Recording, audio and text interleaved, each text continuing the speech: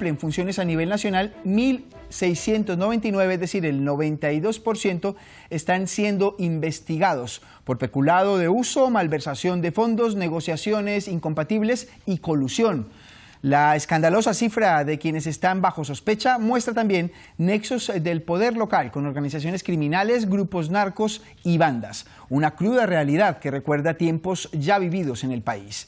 Es una clara muestra de esa desfachatez política. 19 de los 25 presidentes regionales tienen pendientes asuntos judiciales. De esos 19, 8 ya están siendo procesados por presuntos actos de corrupción. Y de estos 8 que están procesados, 4 se presentan en listas para competir por la reelección. El presidente Ollanta Humala ha anunciado que su gobierno va a reforzar el sistema anticorrupción en todos los niveles y entidades. Sin embargo, estas palabras no convencen a muchos porque hasta ahora la voluntad política de luchar contra la corrupción no ha pasado de meras palabras, de mera retórica. Para analizar la actualidad del Perú y esta amenaza de la corrupción sobre el país, está en enfoque con nosotros Luis Esteban G. Manrique, redactor jefe de la revista Política Exterior. Bienvenido.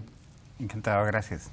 Está también con nosotros en esta mesa para analizar este fenómeno un invitado especial, es activista social que además continuamente ha denunciado los tentáculos corruptos en el poder. Es el abogado Demóstenes Mamani. Un placer tenerlo aquí. Muchas gracias por la invitación. Y bueno, cuando estamos empezando a hablar de este tema, vamos a ofrecer datos porque las fiscalías de todo el país, las fiscalías anticorrupción, han registrado 1.505 funcionarios implicados en casos de corrupción en esos 25 gobiernos regionales de todo el territorio. La corrupción campa a sus anchas en la política peruana. Esa epidemia de podredumbre pues parece que está en todas las instituciones del país andino y que no tiene límites. ¿Qué está pasando en el Perú, señor Manrique? Bueno, yo no haría un análisis muy pesimista porque hay que recordar de dónde venimos. Sí. El año 2000 cayó un régimen autoritario, corrupto. No es que hubiera una mafia en el Estado, es que en un momento dado el Estado se convirtió en una mafia. El grado de corrupción sistemática y estructural que llegó a tejer Vladimiro Montesinos tiene poco precedente, ya no en la historia del Perú, sino en la historia de América Latina. Entonces, a partir de ahí creo que hemos ido paulatinamente mejorando. Hay una mega comisión que ha acusado al presidente Alan García, al expresidente, de delitos gravísimos, como es conceder indultos a narcotraficantes probados por sobornos multimillonarios. Ha sido una comisión parlamentaria. Luego al expresidente Toledo también se le ha investigado. La prensa ha tenido un gran protagonismo en toda una serie de compras de inmuebles a través de testaferros, el caso de Coteva. Yo creo que en ese sentido el umbral de tolerancia a la corrupción es cada vez menor. Lo que pasa es que el crecimiento económico de los últimos años ha generado que llegue mucho dinero a provincias a través del canon minero, por ejemplo. Entonces los presidentes regionales tienen mucho dinero para financiar clientelismo y sin la necesaria auditorías. Exactamente, todos los controles, los checks and balances que se dice en inglés, no existían, porque la descentralización es una cosa relativamente reciente. Claro, ¿no? Lo que sí también es que igual no es que, bueno, hay más casos, pero no es que eran muchos más, sino que ahora se conocen, señor Demóstenes Mamani. Ahora estamos conociendo qué es lo que está pasando en el Perú. Y se conocen felizmente gracias a la prensa. Hay un sector de la prensa independiente, democrática, que precisamente horas después que recibía la invitación de este programa, nos llega una tremenda bomba noticiosa, que la policía peruana haya más de 500 kilos de cocaína en la camioneta de un candidato fujimorista. Estamos hablando del candidato Orlando Tapia de Barranca, que representa a la Fuerza Popular de Keiko Fujimori. Y esto es solo una muestra de esto que nos estamos hablando. Justo nos preparábamos para este programa y nos llega esa bomba explosiva a nivel noticiosa, ¿no? ¿Y qué pasa? Que este candidato, ¿no?, llevaba o fue detenida su camioneta, ¿no?, con la propaganda del fujimorismo. Pero no solamente eso, sino que este candidato, ¿no?, está ligado a Danilo Silva, que, como recordarás, Henry, estuvimos hablando de él en un programa pasado, porque fue uno de los beneficiarios de los narcoindultos de Alan García. O sea que se ha comprobado, o se está comprobando estrechamente los nexos que hay entre sectores políticos y el narcotráfico. Pues vamos a hacer ese recorrido. Ustedes han dado pinceladas de los temas que vamos a avanzar hoy, adelantar hoy, y los vamos a ver en la siguiente pieza, porque la buena imagen del Perú por su crecimiento económico se ensombrece por la cantidad de autoridades gubernamentales salpicadas con escándalos por diferentes delitos de corrupción, que salen a la luz, eso sí, cuando se aproximan las elecciones regionales y municipales del próximo 5 de octubre. El ojo de la justicia está en una lista negra que incluye a expresidentes y presidentes regionales, alcaldes y exalcaldes, concejales, periodistas y hasta jueces. Es decir, nadie se salva. 19 de los 25 presidentes regionales en todo el país estarían involucrados presuntamente en casos de corrupción debido a licitaciones amañadas, obras públicas sin concluir o pagos no autorizados. En algunos casos están imputados por homicidio calificado. El proceso más duro está en Ancash, una región azotada por los asesinatos que desde 2012 registra unos 150 crímenes, muchos de ellos cometidos para silenciar a las víctimas de los corruptos. Todos apuntan como responsable al expresidente César Álvarez, quien desde prisión preventiva enfrenta un total de 26 procesos. En su momento, Álvarez se defendió aludiendo que todo era una persecución política. Yo le quiero pedir al procurador anticorrupción de Lima que sea más serio.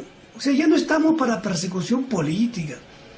Yo, mira, realmente digo, estoy siendo víctima de una persecución política atroz, ya basta. En este caso de esa famosa centralita nunca existió, nunca lo hubo. Según la Procuraduría Anticorrupción, de los 1.841 alcaldes del país, el 92% está siendo investigado por diferentes delitos. Sin embargo, más de la mitad se postula a la reelección. Por su parte, el presidente Ollanta Humala asegura que se están realizando operativos para combatir la corrupción. El mensaje político que le hemos dado a los poderes del Estado, como es el Ministerio Público, el Poder Judicial, es claro. Nosotros vamos a fortalecer, a respaldar todo lo que sea acción de lucha contra la corrupción. Creemos que el país está cansado de actos de corrupción que quedan impunes. Según parece, esos esfuerzos son mínimos. A la vista de todos está. Ni los expresidentes parecen ser ajenos a la corrupción. Alan García y sus narcoindultos, Alejandro Toledo y su empresa fantasma Ecoteva en Costa Rica, o Alberto Fujimori, quien desde la cárcel, donde cumple condena por violación de los derechos humanos, enfrenta ahora un proceso por pagar con dinero público a medios de comunicación para desprestigiar a los opositores. Lo veíamos, esa lista negra de personas imputadas, investigadas, implicadas en casos de corrupción, comienza, como no, con el presidente de Ancash, César Álvarez. ¿Cómo es posible, señor Manrique, que este hombre que estuvo ahí en la presidencia regional 7 años, pero que antes se había dedicado también a la política, que había rumores sobre él, se haya librado tanto, se haya librado hasta ahora de pagar por todas estas cosas que la gente sabía como un secreto a voces? Bueno, porque el clientelismo es precisamente crear una estructura corrupta, una maquinaria o una serie de defensas que se van estructurando lentamente, pero tiene que ver con sobornos a los jueces, al Poder Judicial, a la policía, y en un momento dado, cuando las cosas realmente se convierten peligrosas, es cuando la gente honesta comienza a correr riesgo por el hecho de no participar en esto, ¿no? Ezequiel Nolasco era su principal opositor, fue asesinado, y hay declaraciones que implican como el autor intelectual al presidente de Ancash. Hay ajustes de cuentas. Ahora, la vida vale poco en ciertas regiones del Perú, porque contratar sicarios puede salir a $2.000, $3.000 un asesinato. He escuchado rumores hace poco que estuve en el Perú, que incluso se anuncian en internet, me imagino que con ofertas de Navidad y Año Nuevo, ¿no? Es increíble. Una cosa impresionante. Señor Manrique, porque es que usted además dio en el punto clave también, esa descentralización le dio también la posibilidad a este hombre de poner a mucha gente, de dar trabajos, favores, de otorgar cargos. Sí, claro, hay que tener en cuenta que todos los tiempos de bonanza de los últimos años se ha debido a la alza de materias primas que en el Perú son básicamente minerales, cobre, estaño, zinc, hierro, todas el oro, la plata que el Perú produce en cantidades muy abundantes. El 65% de la capitalización de la Bolsa de Lima son empresas mineras. Y los gobiernos regionales reciben un canon, que es el 50%, es mucho dinero. Entonces, todo eso ha servido para aceitar la maquinaria de la corrupción en los gobiernos regionales. Y es que además lo vemos porque son funcionarios, cuerpos de seguridad del Estado, jueces, alcaldes, presidentes regionales, presidentes de la República. Es decir, la Fiscalía no para, señor Mamani. La corrupción ha permeado todos los poderes en el Perú. Lamentablemente ha penetrado, ¿no? Pero también yo resalto lo que dijo mi paisano, amigo periodista, de que han habido puntos positivos, el tema de la megacomisión, o sea, hay gente que antes no se lograba. El proceso a Fujimori, por ejemplo. Exactamente, es uno de los primeros presidentes, ¿no? Expresidentes que ha sido condenado. Quizás ese fue el precedente que marcó el destape de todos estos casos de corrupción, el que Fujimori entrara en prisión y estuviera pagando ya no solamente por la violación de derechos humanos, sino por todos estos casos adyacentes. Exactamente, y ahora existen grandes posibilidades de que por fin, en alguna medida, se haga justicia con las actitudes delincuenciales por parte de Alan García, que todos los indicios apuntan a que es el responsable principal de los narcoindultos, ¿no? Pero una cosa, Henry, también la prensa ha destapado en estos últimos días, señor. Ya no el tema de autoridades elegidas, sino que para las elecciones de octubre de este año hay hasta la fecha se ha podido detectar a 1.400 candidatos que tienen antecedentes penales, penales, deudas con el Estado, peculado, corrupción.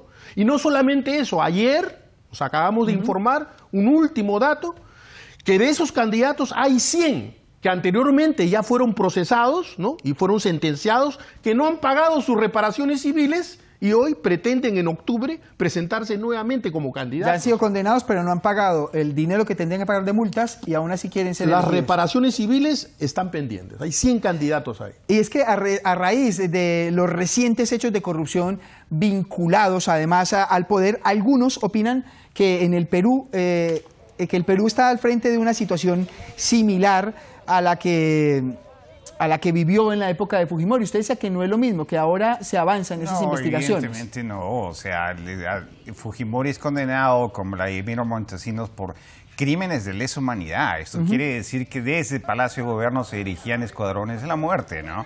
O sea, tenían grupos paramilitares que iban a hacer asesinatos, como en el caso de la Cantuta, ¿no? Eso lo dirigía personalmente Vladimiro Montesinos. Eso no existe en el Perú ahora. Yo creo que ya es un progreso considerable, ¿no? O sea, ha habido una depuración del Estado. El juez San Martín es un caso ejemplar, porque el proceso Fujimori yo creo que sienta precedentes valiosísimos para la historia política latinoamericana, porque el precedente es el del juicio de la Junta Militar Argentina, pero es que pierden una guerra. Solamente en esas condiciones se juzga a un expresidente o de facto, pero nunca se había hecho hasta Fujimori. Exactamente. Claro, porque tenemos mucho mérito los peruanos y eso lo tenemos a mucho orgullo. Y hay que reconocerlo. Sería entonces una afirmación desproporcionada. Sin embargo, la gente cuando ve estos casos es imposible que no piense en lo que ya había pasado antes, en esos momentos difíciles en los que incluso a la gente que denunciaba a Demóstenes como ustedes se les perseguía, se les atacaba. Así es, pero comienza a haber sectores que comienzan a pedir más esclarecimientos y a raíz de esta campaña, de esta denuncia periodística, es que el Jurado Nacional de Elecciones ha comenzado a iniciar en estas semanas también una campaña que se llama Hoja de Vida Sin Mancha. Esperemos que en alguna medida cale en los futuros electores, pero también es una responsabilidad de los peruanos, de las peruanas, de los futuros electores, en el sentido de ver la hoja del futuro candidato, ver si tiene antecedentes o no tiene antecedentes. A comienzos del siglo pasado, nuestro Manuel González Prada nos decía que no basta a quien se presente con ínfulas de regenerador, no hay que pedirle la exhibición de un programa, sino la exhibición de sus manos. Y en ese caso hay que pedir, ¿no? Hay que analizar los antecedentes de los posibles candidatos. Es decir, no quedarse únicamente con lo que se dice en las plazas durante las campañas electorales. Recientemente, un perito contable, hablando del tema Fujimori, ha logrado confirmar el desvío de $13 millones de fondos de la Fuerza Aérea Peruana hacia el Servicio de Inteligencia Nacional durante ese gobierno de Alberto Fujimori entre el 90 y el 2000. Así habría pagado a medios de comunicación para que se difamara a sus opositores durante la campaña por la reelección. ¿Cómo es, señor Mamani, que se ha tardado tanto en llegar a esta conclusión? Son 14 años desde